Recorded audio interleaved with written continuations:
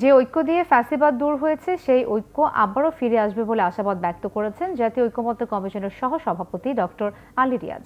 সকালে জাতীয় সংসদ ভবনের এলডি হলে ঐকমত্য কমিশনের সাথে ন্যাশনাল ডেমোক্রেটিক মুভমেন্ট এনডিএম এর সংলাপে এসব কথা বলেন তিনি।